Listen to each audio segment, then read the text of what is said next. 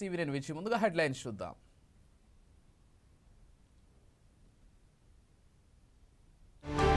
SIT కస్టడీకి YV Subbareddy PA 50 లక్షల లంచంపై ప్రశ్నల వర్షం.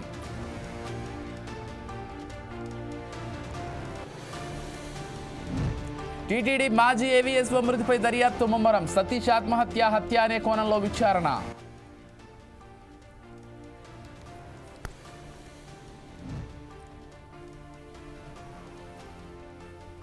కొమరెల్లి మల్లన్న జాతరను ఘనంగా నిర్వహించాలి. ఎండోమెంట్ అధికారులకు మంత్రి సురేఖ ఆదేశాలు. 10వసారి సీఎం కానున్న నితీష్ కుమార్ ఈ నెల 20న ప్రమాణ స్వీకారం.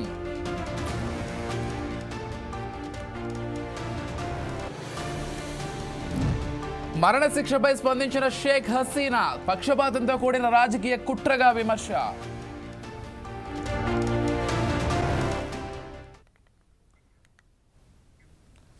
డీటెయిల్స్ చూస్తే తిరుమల కల్తీ కేసులో వైసీపీ సీనియర్ నేత టీటీడీ మాజీ చైర్మన్ వైవి సుబ్బారెడ్డి పిఏ చిన్న అయ్యప్పను సిట్ అధికారులు కస్టడీకి తీసుకున్నారు. నెల్లూరు కోర్టు ఇచ్చిన తీర్పుతో 5 రోజుల కస్టడీలో భాగంగా అయ్యప్పను అదుపులోకి తీసుకుని విచారిస్తున్నారు. టీటీడీకి నెయ్యి సరఫరా చేసిన ప్రీమియర్ అగ్రిఫుడ్ సంస్థల ప్రతినిధుల నుంచి 50 లక్షలు తీసుకున్నారనే అభియోగంపై ఆయనను సిట్ అధికారులు ప్రశ్నిస్తున్నారు. అసలు నెయ్యి సరఫరా వెనుక ఎంతమంది ఉన్నారు, మాజీ చైర్మన్ వైవి సుబ్బారెడ్డి పాత్ర ఉందా అనే అంశాలపై చిన్న అయ్యప్పను ప్రశ్నిస్తున్నారు. అయ్యప్ప బ్యాంకు లావాదేవీలపైన విచారించినట్లు తెలుస్తోంది. ప్రస్తుతం అయ్యప్ప కస్టడీ కొనసాగుతోంది. పూర్తి కస్టడీ తర్వాత అయ్యప్ప నుంచి ఎలాంటి ఆధారాలు సేకరిస్తారన్నది ఉత్కంఠగా మారింది.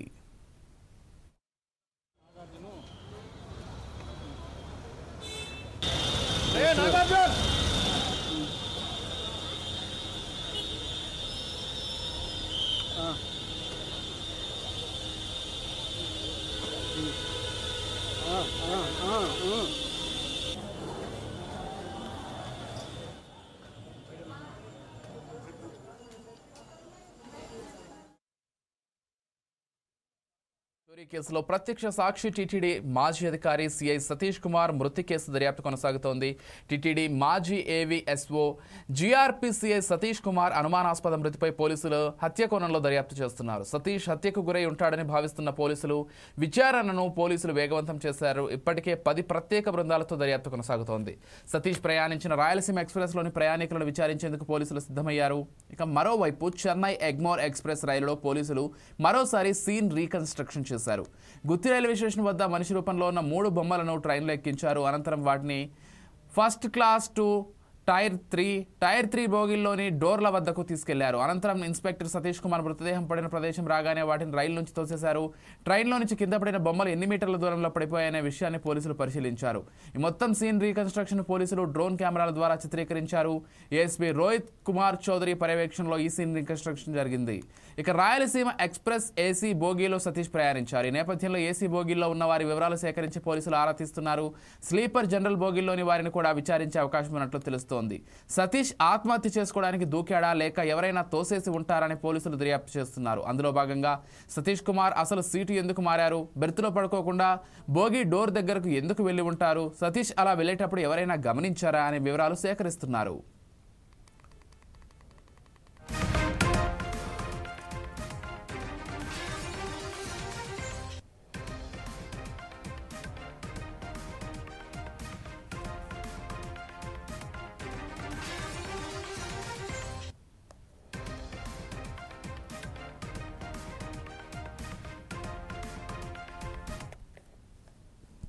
మిర్యాలగూడను మోడల్ నియోజకవర్గంగా తీర్చిదిద్దుతామని రాష్ట్ర మంత్రులు ఉత్తమ్ కుమార్ రెడ్డి, కోమటిరెడ్డి వెంకటరెడ్డిలు తెలిపారు. ఉమ్మడి నల్గొండ జిల్లా అభివృద్ధికి కాంగ్రెస్ ప్రభుత్వం కట్టుబడి ఉందన్నారు. నల్గొండ జిల్లా మిర్యాలగూడ మండలం కాల్వపల్లి అడ్డరోడ్డు వద్ద శెట్టిపాలెం అవంతిపురం వద్దకు 74 కోట్ల రూపాయల వ్యయంతో వేయనున్న ఔటర్ రింగ్ రోడ్డు పనులకు MP Raghuveera Reddy, MLC Shankar Nayak, MLA Bathula లక్ష్మారెడ్డితో కలిసి శంకుస్థాపన చేశారు. కాంగ్రెస్ ప్రభుత్వం ఏర్పడిన తర్వాత 60,000 కోట్ల రూపాయలతో రోడ్లు ఏర్పాటు చేయడం జరిగిందని మంత్రి ఉత్తమ్ కుమార్ రెడ్డి చెప్పారు. మిర్యాలగూడ నియోజకవర్గంలో ప్రతి సింగిల్ రోడ్డును డబుల్ రోడ్డు చేస్తామని మంత్రి కోమటిరెడ్డి వెంకటరెడ్డి చెప్పారు.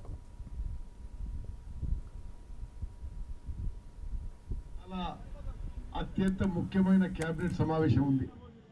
అయినా సరే మిర్యాలగూడ నియోజకవర్గంలో ఈ 74 కోట్ల రోడ్డు విషయంలో, government degree KNM degree college విషయంలో, జూనియర్ కాలేజ్ విషయంలో, మున్సిపాలిటీలో 60 కోట్ల రోడ్ల 65 కోట్ల రోడ్లు శంకుస్థాపన చేసి పనులు ప్రారంభించడానికి మరి వెంకన్న నేను ఈరోజు మిర్యాలగూడ రావడం జరిగింది. మిర్యాలగూడ నియోజకవర్గానికి మిర్యాలగూడ నియోజకవర్గంలో కాంగ్రెస్ పార్టీకి ఒక ప్రత్యేక స్థానం ఉంది మీ అందరి గుండెల్లో. నేను సుదీర్ఘ కాలంగా ఈ ప్రాంతంలో ప్రజాప్రతినిధి ఉన్నా. మరి ఉమ్మడి నల్గొండ జిల్లాలో 6 సార్లు ఎమ్మెల్యేగా ఒకసారి ఎంపీగా ఉన్నా, మీ ఎంపీ కూడా ఉన్నా. రాష్ట్ర కాంగ్రెస్ పార్టీకి ఏకైక వర్కింగ్ ప్రెసిడెంట్గా ఉన్నా, రాష్ట్ర కాంగ్రెస్ పార్టీ అధ్యక్షుడిగా ఉన్నా, ఉమ్మడి ఆంధ్రప్రదేశ్లో మంత్రిగా ఉన్నా. ఈరోజు వెంకన్న నేను ప్రత్యేక తెలంగాణ రాష్ట్రంలో మంత్రులు ఉన్నాం. నేను ఈరోజు మిర్యాలగూడ నియోజకవర్గ కాంగ్రెస్ కార్యకర్తలకు సల్యూట్ చేస్తున్నా. ఎంత కష్ట నష్టాలు వచ్చినా, మిమ్మల్ని ఎవరు ఇబ్బంది పెట్టినా ఇక్కడ కాంగ్రెస్ జెండా నిలబెట్టింది మీరు. మీ యొక్క చెమట, త్యాగం, రక్తం, కృషి ఎప్పుడు కూడా నేను వెంకన్న గుర్తిస్తాం. ఈరోజు మన గవర్నమెంట్ వచ్చింది, ఇక్కడ కార్యకర్తలకి మేలు జరగాలి, కార్యకర్తల జీవితాల్లో వెలుగులు నిండాలి. మిర్యాలగూడ నియోజకవర్గం అభివృద్ధిలో ఒక నెక్స్ట్ లెవెల్ తీసుకుపోతా అని చెప్పి కూడా నేను మరి మీకు మాటిస్తున్నా. సుప్రీంకోర్టులో విచారణ ఎదుర్కొంటున్న కేఎల్ఎస్ఆర్ ఇన్ఫ్రాటెక్ అనే సంస్థకు తెలంగాణ ప్రభుత్వం ఇన్ని ప్రభుత్వ కాంట్రాక్టులు ఎందుకు ఇచ్చిందని బీఆర్ఎస్ నాయకుడు మన్నె కృష్ణాంక్ ప్రశ్నించారు. తమిళనాడులో ఒక జడ్జిని బెదిరిస్తున్నారని, ఈ సంస్థ కేసును సుప్రీంకోర్టు సుమోటోగా తీసుకుందన్నారు. ఇన్ని ఆరోపణలున్న నెల్లూరుకు చెందిన ఈ సంస్థ మీద సీఎం రేవంత్ రెడ్డి ఎందుకంత ప్రేమ చూపిస్తున్నారని తెలిపారు. ఈ కంపెనీ సీఎం బినామీ కంపెనీ అంటూ ఆరోపించారు. గతంలో ప్రకటన చేసినా కూడా చర్యలు ఎందుకు తీసుకోలేదని మన్నె కృష్ణాంక్ ఫైర్ అయ్యారు. ఇప్పుడు ఈ నెల్లూరుకు చెందిన కేఎల్ఎస్ఆర్ ఇన్ఫ్రాటెక్ సంస్థ ఏదైతే రేవంత్ రెడ్డి గారికి ఈ వాహనం, ఈ ల్యాండ్ క్రూజర్ వాహనం ఎవరైతే కేఎల్ఎస్ఆర్ ఇన్ఫ్రాటెక్ కంపెనీ బహుమతిగా గిఫ్ట్గా రేవంత్ రెడ్డి గారికి ఇచ్చిర్రో, గతంలో వారు ఎంపీగా కాంగ్రెస్ అధ్యక్షునిగా ఉన్నప్పుడు దీన్ని ఉపయోగించిర్రో, అప్పుడు కేఎల్ఎస్ఆర్ ఇన్ఫ్రాటెక్ పేరు మీదనే ఉండే. మేము పదే పదే దీన్ని ప్రశ్నించేసరికి దారిని వారి సోదరుడు అనుముల కొండలరెడ్డి గారి పేరుకు రిజిస్ట్రేషన్ చేయించుకున్నారు. నేను ఎన్నోసార్లు కూడా క్వశ్చన్ చేసినాం, మరి ఎందుకో సమాధానం చెప్పారు. 1 కాదు 2 కాదు, రాష్ట్రం ఇంకా 2 సంవత్సరాల పాలన కూడా పూర్తి కాలేదు. రేపో మాపో ఎప్పుడో సంబరాలు చేసుకోవడానికి కూడా ఆడిటోరియంలు వెతుక్కుంటున్నారు. కానీ 2 సంవత్సరాల పూర్తి కాకముందే ఎన్ని కాంట్రాక్టులో చూడండి. New college of veterinary science at Kodangal 145 కోట్ల కాంట్రాక్టు కేఎల్ఎస్ఆర్ ఇన్ఫ్రాటెక్కి. పరిగి నుంచి వికారాబాద్కు రోడ్లు వేయడానికి 185 కోట్లు ఇదే కేఎల్ఎస్ఆర్ ఇన్ఫ్రాటెక్కి. బషీరాబాద్ టు మైలావర్ రోడ్ వికారాబాద్ జిల్లాలో 116 కోట్ల కాంట్రాక్టు కేఎల్ఎస్ఆర్ ఇన్ఫ్రాటెక్కి. లిఫ్ట్ ఇరిగేషన్ స్కీమ్ పాలేరులో, సూర్యాపేటలో కేఎల్ఎస్ఆర్ ఇన్ఫ్రాటెక్కే 191 కోట్లు. Rajiv Gandhi lift irrigation scheme సూర్యాపేటలో 319 కోట్లు కేఎల్ఎస్ఆర్ ఇన్ఫ్రాటెక్కే. రిమైనింగ్ వర్క్స్ ఆఫ్ పైప్లైన్స్ హెచ్ఎండబ్ల్యూఎస్లో కేఎల్ఎస్ఆర్ ఇన్ఫ్రాటెక్కే 168 కోట్లు. ఇలా ఇన్ని కోట్ల కాంట్రాక్ట్లు. లేటెస్ట్ రేవంత్ రెడ్డి గారి పెట్ ప్రాజెక్ట్ ఆయన వెబ్సైట్లో పెట్టుకున్నాడు. కేఎల్ఎస్ఆర్ ఇన్ఫ్రాటెక్ వెబ్సైట్లోకి వెళ్ళి తీసుకున్న స్క్రీన్ షాట్ ఇది. ఎందుకంటే ఇప్పటి వరకు అవార్డు అయిందా లేదా బయటకైతే చెప్తలేరు, కానీ ఆయన పెట్టుకున్నట్టు young India integrated schools, young India integrated residential schools నిర్మాణం కాంట్రాక్ట్లు కూడా ఇదే కేఎల్ఎస్ఆర్ అనే కంపెనీకి ఇస్తున్నట్టు వాళ్ళు వెబ్సైట్లో పెట్టుకున్నారు. సరే, కాంట్రాక్ట్లు సర్వసాధారణంగా వస్తాయి. ఇవి మేము సూర్యాపేట్కి, కోదాడికి, సంగారెడ్డికి రాసిన ఆర్టీఐ ప్రశ్నలు. ఈ కేఎల్ఎస్ఆర్ ఇన్ఫ్రాటెక్ కంపెనీకి మీరు ఇచ్చిరు కదా, వాళ్ళ ఆర్థిక లావాదేవీల సంగతి ఏంటిది, వాళ్ళ ఫైనాన్షియల్ స్టెబిలిటీ ఏంటిది, వాళ్లకు ఏ బేసిస్కి ఇచ్చిండ్రు మీరు? ఈ కంపెనీ ఏమైనా దివాలా తీసిందా? ఇన్సాల్వెన్సీ కేసు ఏమైనా నడుస్తుందా అని మేము ఆర్టీఐ ద్వారా పలానా అధికారులను రోడ్ తెలంగాణ అసెంబ్లీ స్పీకర్ గడ్డం ప్రసాద్కు సుప్రీంకోర్టు నోటీసులు జారీ చేసింది. ఎమ్మెల్యేల ఫిరాయింపుల కేసు పిటిషన్లపై నేడు విచారణ చేపట్టిన సుప్రీం ధర్మాసనం తెలంగాణ స్పీకర్పై ఆగ్రహం వ్యక్తం చేసింది. ఎమ్మెల్యేల అనర్హతపై మీరు చర్యలు తీసుకుంటారా లేక మేము తీసుకోవాలని ప్రశ్నించింది. కోర్టు ధిక్కరణ కింద నోటీసులు జారీ చేసింది. 3 నెలల్లో చర్యలు తీసుకోకపోవడంపై అసహనం వ్యక్తం చేసింది. పార్టీ ఫిరాయింపు ఎమ్మెల్యేలపై ఇప్పటి వరకు ఎందుకు చర్యలు తీసుకోలేదో సరైన వివరణ ఇవ్వాలని ఆదేశిస్తూ నోటీసులు జారీ చేసింది. 4 వారాల్లో జవాబు చెప్పాలని స్పీకర్ను ఆదేశించింది. ఫిరాయింపు ఎమ్మెల్యేల విచారణను పూర్తి చేసి నివేదిక సమర్పించాలని సుప్రీం ధర్మాసనం స్పీకర్ను ఆదేశించింది.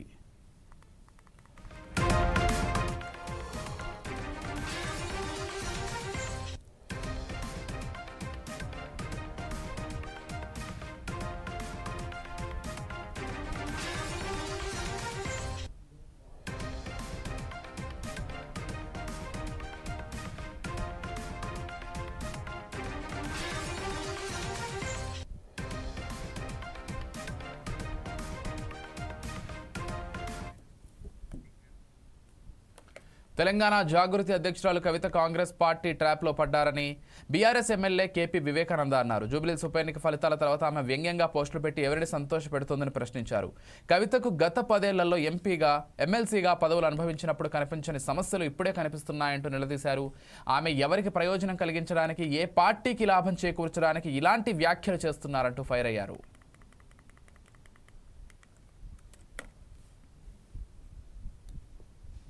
మరి ఎన్నికల్లో ఫలితాలు వచ్చిన తర్వాత ఈ రకమైన విశ్లేషణ చేసి మమ్మల్ని దూషించడం, మమ్మల్ని తప్పుపట్టడం, కృష్ణా అర్జునులు అని చెప్పి ఒకరిపైన ఒకరిని వ్యంగ్యాస్త్రాలు చేసి సెటైర్లు వేసి ఎవరిని సంతోషపెట్టడానికి కాంగ్రెస్ పార్టీ ఒక నెరేటివ్లో ఒక ట్రాప్లో పడ్డదని చెప్పి స్పష్టంగా ప్రజలందరూ కూడా నమ్ముతా ఉన్నారు.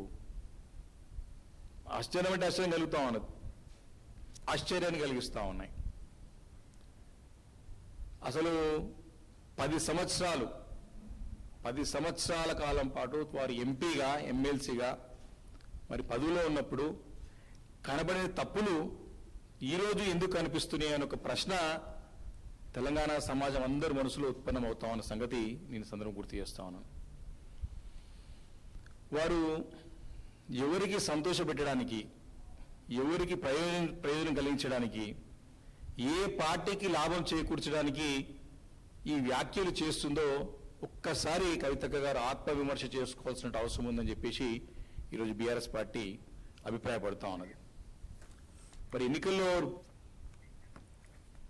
ఐబొమ్మ నిర్వాహకుడు ఇమ్మడి రవికి సంబంధించిన సంచలన వివరాలు బయటపెట్టారు హైదరాబాద్ సిపి సజ్జనార్. రవి పైరసీ సైట్లతో పాటు టెలిగ్రామ్లోని సినిమాలు అప్లోడ్ చేసేవాడని, సినిమాల మధ్యలో బెట్టింగ్ యాప్ ప్రకటనలు పెట్టి కోట్ల రూపాయలు సంపాదించినట్లు తెలిపారు. 65 మిర్రర్ సైట్లు నడిపి 21,000 సినిమాలు దొంగలించి 50 లక్షల మంది వ్యక్తిగత డేటాను సేకరించినట్టు వెల్లడించారు. సినీ ప్రముఖులు చిరంజీవి, నాగార్జున, రాజమౌళి, దిల్ రాజుతో సమావేశమైన తర్వాత సజ్జనార్ మాట్లాడారు. ఇమ్మడి రవిపై ఐటీ యాక్ట్, కాపీరైట్ చట్టం కింద కేసులు నమోదు చేశామని చెప్పారు. బొమ్మను ఫ్రీగా సినిమాలను డౌన్లోడ్ చేసుకునే ప్లాట్ఫామ్గా భావించిన ప్రజలు దాని వెనుక ఉన్న భారీ బెట్టింగ్ మాఫియా విషయాన్ని మర్చిపోతున్నారని అన్నారు. ఐబొమ్మ వెబ్సైట్తో సినిమా పరిశ్రమలో ఇప్పటి వరకు ఎన్నడూ చూడనంత పెద్ద నష్టం జరిగిందని చెప్పారు.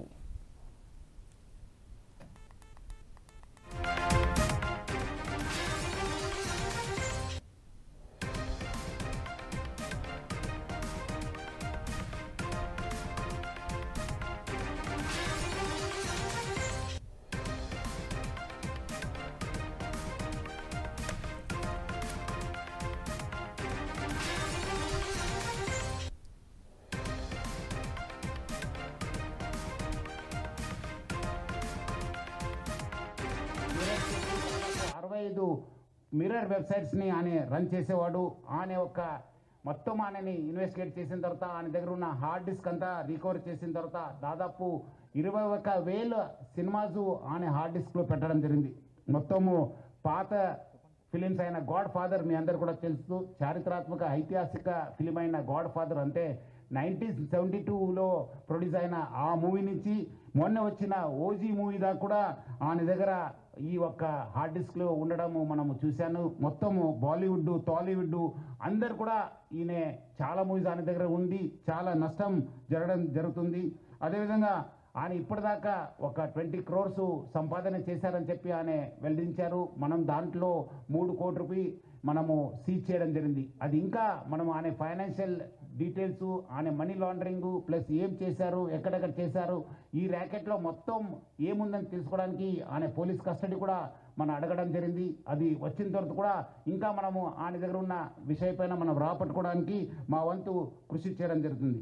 మొత్తం ఈ కేసెస్ పైన కూడా, ఎందుకంటే ఇది ఇంటర్నేషనల్ లింక్స్ ఉంది, ఇంటర్నేషనల్ నుంచి అక్కడ వేరే దగ్గర నుంచి కూడా ఆయన ఆపరేట్ చేయడం జరుగుతుంది. సో ఆయన దగ్గర నుంచి కూడా మనము ఇన్ఫర్మేషన్ రాపట్టుకోవాలి. అందుకు మనము సిబిఐ మళ్ళీ ఎన్ఫోర్స్మెంట్ డైరెక్టర్ అధికారులను కూడా మనము అప్రమత్తం చేయడం జరుగుతుంది. అక్కడ కూడా మనం సేకరించిన ఇన్ఫర్మేషన్ కూడా వాళ్ళకి ఇచ్చేసి వాళ్ళు కూడా ఈ మొత్తం ఈ ఒక్క లింక్స్ ఏమున్నామని తెలుసుకోవడానికి కూడా మా వంతు కృషి చేయడం జరుగుతుంది. మొత్తం ఆయన దగ్గర ఇప్పుడున్న డాటా దాదాపు 50 లక్షల మంది సబ్స్క్రైబర్స్ డాటా ఆయన దగ్గర ఉంది. అంటే మీకు తెలుసుంటుంది, డాటా ఈజ్ పవర్ఫుల్. ఈ ఒక్క ఆధునిక యుగంలో మోడర్న్ టెక్నాలజీలో డాటా ఈజ్ పవర్ఫుల్. ఎవరి దగ్గర డాటా ఉంటుంది వాళ్ళు చాలా పవర్ఫుల్ ఉంటారు. ఆ డాటా ఆయన కలెక్ట్ చేయడంతో ఆయన అన్ని కూడా సైబర్ క్రైమ్స్కి లేదంటే ఏదో ఒక క్రైమ్కి అది గురి అయ్యే అవకాశం ఎక్కువ ఉంది. ఎందుకంటే ఒకరు డిజిటల్ అరెస్ట్ గురయ్యారని హీరో నాగార్జున తెలిపారు. హైదరాబాద్ పోలీస్ కమిషనర్ కార్యాలయంలో జరిగిన మీడియా సమావేశంలో మాట్లాడుతూ ఐబొమ్మ నిర్వాహకుడిని అరెస్ట్ చేయడం చిత్ర పరిశ్రమకు మంచి జరిగిందని తెలిపారు. పైరసీని అరికట్టడంలో హైదరాబాద్ పోలీసులు చేస్తున్న కృషిని నాగార్జున ప్రశంసించారు. వెబ్సైట్ల కోసం తన వివరాలను వారికి అందిస్తే డేటా మొత్తం సైబర్ నేరగాళ్లకు అందిస్తున్నారని అన్నారు. తమ కుటుంబంలోనూ ఒకరిని 2 రోజుల పాటు డిజిటల్ అరెస్ట్ చేశారని తెలిపారు.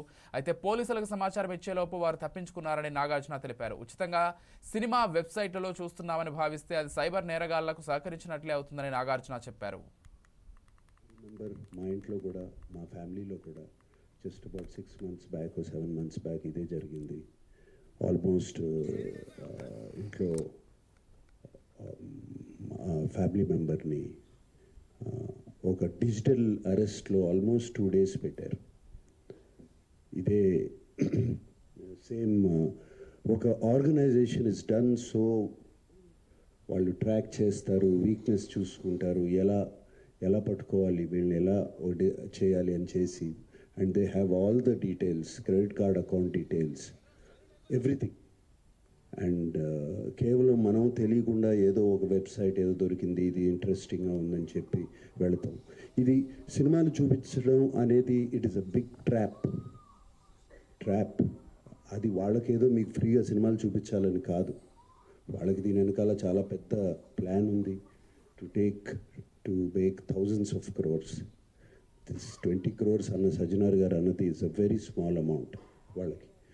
అండ్ 3 కోట్లు దొరికిందన్నారు, నాకు తెలిసి వాళ్ళకి జస్ట్ చేంజ్ అది. సో అండ్ నేను ఇంట్లో అప్పుడు మా family member had to approach the police. నాకు ఇలా జరుగుతుంది అంటే ఇమీడియట్గా when police came on line వచ్చినగానే వాళ్ళు 1 సెకండ్లో మాయమైపోయారు. వాళ్ళని ట్రేస్ చేయడం కూడా కుదరలేదు తర్వాత, అంత పకడ్బందీగా ఉన్నారు. సో ఐ రిమెంబర్ మా ఇంట్లో కొమరవెల్లి మల్లన్న కళ్యాణం జాతరను ఘనంగా నిర్వహించాలని దేవాదాయ శాఖ మంత్రి కొండా సురేఖ అధికారులను ఆదేశించారు. సచివాలయంలో సిద్దిపేట జిల్లా అధికారులతో మంత్రి కొండా సురేఖ వీడియో కాన్ఫరెన్స్ నిర్వహించారు.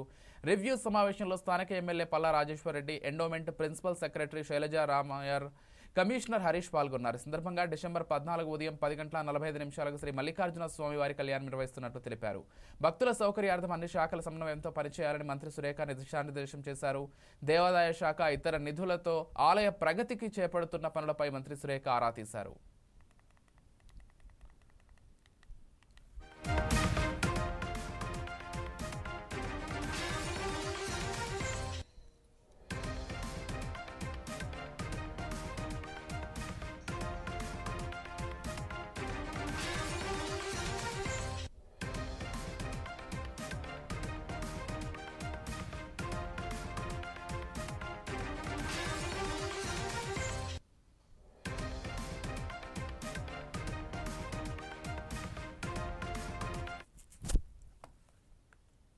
కొంపల్లి ఫ్లైఓవర్ పనుల ఆలస్యంపై ఎంపీ ఈటల సీరియస్ అయ్యారు. కాంట్రాక్టర్లు, అధికారులకు తక్షణమే పనులు పూర్తి చేయాలని మంత్రి ఈటల హెచ్చరించారు. ఇలా చేస్తే ప్రజల చేతుల్లో దెబ్బలు తప్పవని పరోక్షంగా హెచ్చరికలు జారీ చేశారు. 2022 ఏప్రిల్లో ఈ ఫ్లైఓవర్ పనులు మొదలయ్యాయని చెప్పారు. 3 ఏళ్లు పూర్తయినా ఎక్కడ వేసిన గొంగలి అక్కడే మాదిరిగా పనులు మాత్రం పూర్తి కాలేదన్నారు. ట్రాఫిక్ కష్టాలు, రోడ్డు ప్రమాదాల ద్వారా వేల మంది ప్రాణాలు కోల్పోతున్నారని ఆవేదన వ్యక్తం చేశారు. అసలు కాంట్రాక్టర్కు వచ్చిన సమస్య ఏంటనే సందర్భంగా ఎంపీ ఈటల రాజేందర్ సంబంధిత కాంట్రాక్టర్ను నిలదీశారు.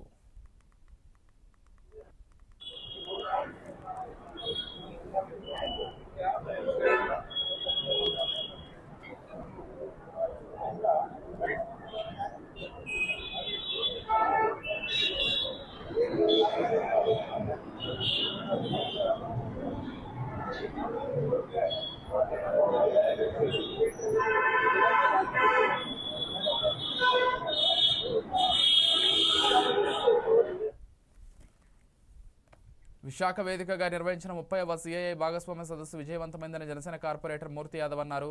సదస్సు తన వార్డులో జరగడం అదృష్టంగా భావిస్తున్నానని తెలిపారు. 30వ భాగస్వామ్య సదస్సు ద్వారా 13 లక్షల కోట్ల పెట్టుబడులు వచ్చాయన్నారు. సదస్సు ద్వారా 15 లక్షల ఉద్యోగాలు రానున్నాయని చెప్పారు. సిటీ ఆఫ్ డెస్టినీగా పేరుగాంచిన విశాఖ ఇప్పుడు గూగుల్ సిటీగా పేరు పొందిందన్నారు. రాష్ట్రాన్ని కూటమి ప్రభుత్వం అన్ని రంగాల్లో అభివృద్ధి చేస్తుందన్నారు. విశాఖకు ఐటీ దిగ్గజ సంస్థలు తరలి వస్తున్నాయన్నారు. రాష్ట్రానికి పెద్ద ఎత్తున పెట్టుబడులు రావడాన్ని వైసీపీ నాయకులు జీర్ణించుకోలేకపోతున్నారని మండిపడ్డారు.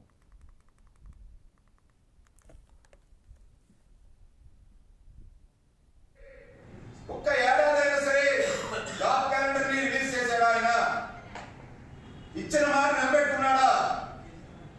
ఒక ఇంటింటికి సాక్షి క్యాలెండర్ ఇచ్చి చేతులు దొరుకుతున్నాడు జగన్మోహన్ రెడ్డి.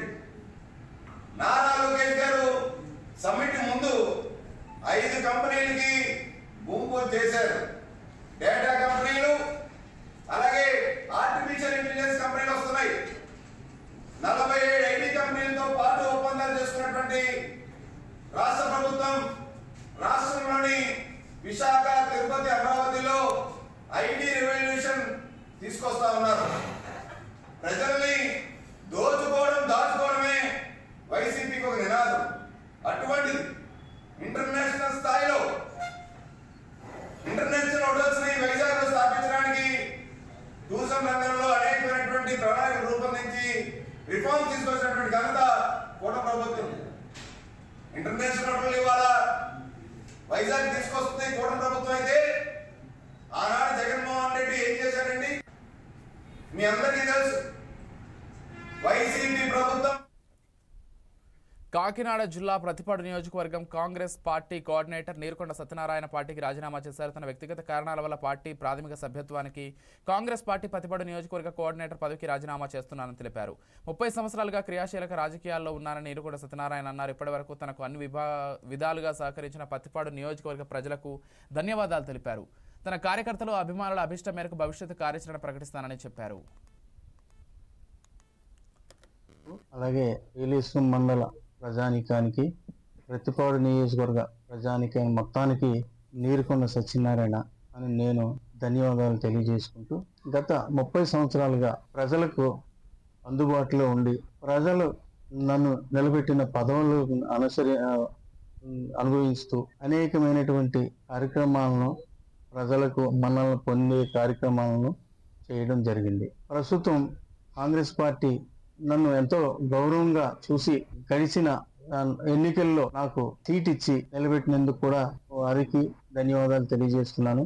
మరి ముఖ్యంగా ప్రజలకు ఇంకా సరి అయిన సేవ చేయాలని చెప్పి మనసులో ఉద్దేశం ఉన్న ప్రస్తుత పరిస్థితుల్లో నేను చేయలేని పరిస్థితుల్లో నా వ్యక్తిగత కారణాల రీత్యా కాంగ్రెస్ పార్టీ ప్రాథమిక సభ్యత్వానికి, అలాగే బీహార్ రాజకీయాల్లో మరో చారిత్రక ఘట్టానికి రంగం సిద్ధమైంది. బీహార్లో కొత్త ప్రభుత్వం ఏర్పాటుకు సన్నాహాలు మొదలయ్యాయి. ఈ మేరకు నితీష్ సీఎం పదవికి రాజీనామా చేశారు. రాజీనామా పత్రాన్ని రాష్ట్ర గవర్నర్ టారిక్ మహమ్మద్ ఖాన్కు సమర్పించారు. నవంబర్ 20న నూతన ప్రభుత్వం కొలువుదీరనుంది. ఆ రోజున నితీష్ కుమార్ మళ్లీ ముఖ్యమంత్రిగా ప్రమాణం చేయనున్నట్లు తెలుస్తోంది. మేరకు బీజేపీ రాష్ట్ర అధ్యక్షుడు దిలీప్ తెలిపారు. ఎన్డీఏ కూటమి శాసనసభాపక్ష సమావేశం జరిగి నితీష్ కుమార్ను కూటమి నేతగా అధికారికంగా ఎన్నుకునే అవకాశం ఉంది. ఇక ఇటీవల జరిగిన అసెంబ్లీ ఎన్నికల్లో ఎన్డీఏ కూటమి మొత్తం 243 స్థానాలకు గాను 202 సీట్లను కైవసం చేసుకుని అఖండ విజయం సాధించింది. ఈ అఖండ విజయంతో జేడీయూ అధినేత నితీష్ కుమార్ రికార్డు స్థాయిలో 10వసారి ముఖ్యమంత్రిగా రాష్ట్ర పగ్గాలు చేపట్టనున్నారు. ఎనతో పాటు పలువురు మంత్రులు కూడా ప్రమాణ స్వీకారం చేయనున్నారు. ప్రధాని నరేంద్ర మోదీ ప్రమాణ స్వీకార కార్యక్రమానికి హాజరు కానున్నారు. 35 నుంచి 36 మంది మంత్రులు ఉండే అవకాశం ఉంది. ఇక ఎన్నికల ఫలితాల్లో ఎన్డీఏ కూటమి తిరుగులేని ఆధిక్యాన్ని ప్రదర్శించింది. మొత్తం 202 సీట్లతో బీజేపీ ఆధిక్యంగా 89 స్థానాలు దక్కించుకోగా నితీష్ కుమార్ నేతృత్వంలోని జేడీయూ 85 స్థానాలు దక్కించుకుంది. కూటమిలోని ఇతర భాగస్వామ్య పార్టీలైన ఎల్జేపీ 19, హెచ్ఐఎం 5, ఆర్ఎల్ఎస్పీ 4 స్థానాల్లో విజయం సాధించాయి.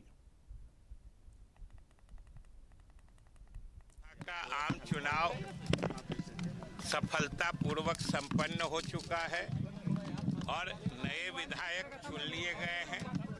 इसलिए आज मंत्रिपरिषद में यह निर्णय हुआ कि जो वर्तमान विधानसभा है वह 19 तारीख के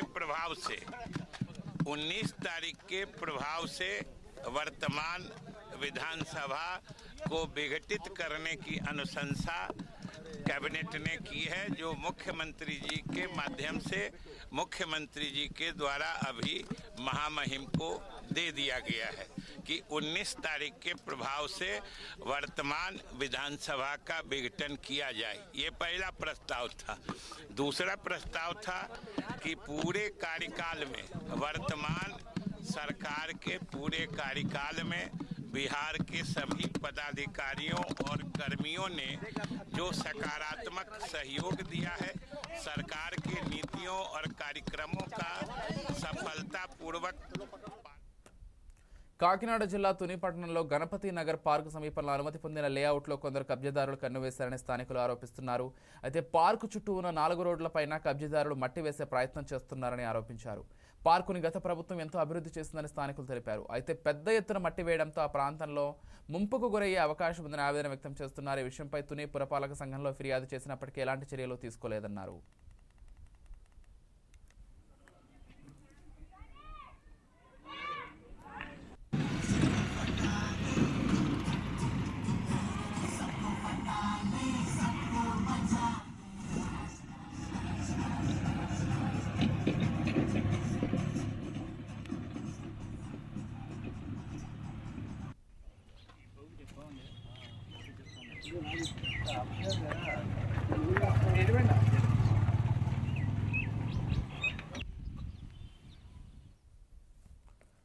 కాకినాడ జిల్లా జగంపేట నియోజకవర్గం ఇర్రిపాక శివకేశవుల క్షేత్రంలో మహా పంచామృతాభిషేకం నిర్వహించారు ఎమ్మెల్యే జ్యోతుల నెహ్రూ మణి దంపతులు. వేలాదిగా హాజరైన భక్తుల స్వహస్తాలతో శివకేశవులకు ఏలేరు నదీ జలాలతో శివకేశవులకు అభిషేకం చేశారు. జగంపేట మండలం ఇర్రిపాక గ్రామంలోని ఏలేరు నదీ తీరాన శివకేశవుల ఇరువురికి ఏకకాలంలో పంచామృత అభిషేకం నిర్వహించారు. 1108 బిందెల ఏలేరు నదీ జలాలతో అభిషేకం నిర్వహించారు.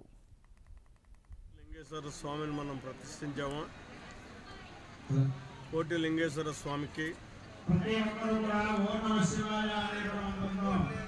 అలాగే వెంకటేశ్వర స్వామికి జలాభిషేకం చెయ్యాలి. 1108 బిందెలతోటి మహిళా సోదరిమణులు ఈరోజు అభిషేకం చెయ్యాలి అని చెప్పి ఆలయ కమిటీ నిర్ణయించడం జరిగింది. దానికి అనుగుణంగానే ఈరోజు పంచద్రవ్యాలతోటి కూడా కోటిలింగేశ్వర స్వామికి, వెంకటేశ్వర స్వామికి కూడా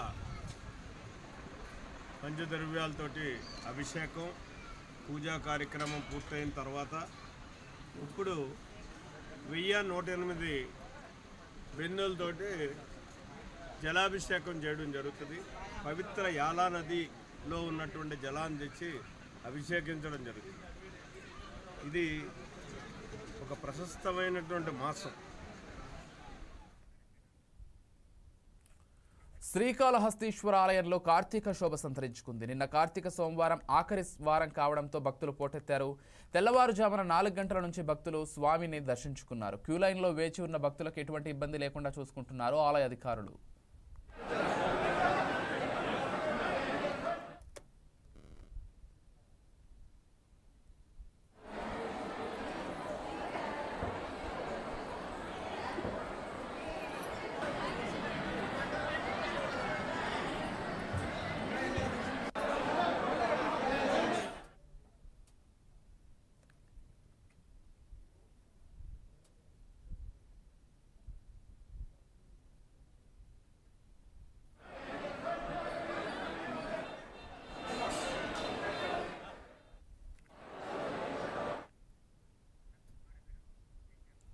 కార్తీక సోమవారం రోజున తెలంగాణ ముఖ్యమంత్రి సోదరుడు తిరుపతి రెడ్డి కుటుంబ సమేతంగా శ్రీకాళహస్తీశ్వరుడిని దర్శించుకున్నారు. మొదట వినాయకుడిని దర్శించుకున్న తర్వాత స్వామి అమ్మవార్లను దర్శించుకున్నారు. తదుపరి దేవస్థానం చైర్మన్ వేదమంత్రాల నడుమ వేద ఆశీర్వచనం మరియు తీర్థ ప్రసాదాలు అందజేశారు.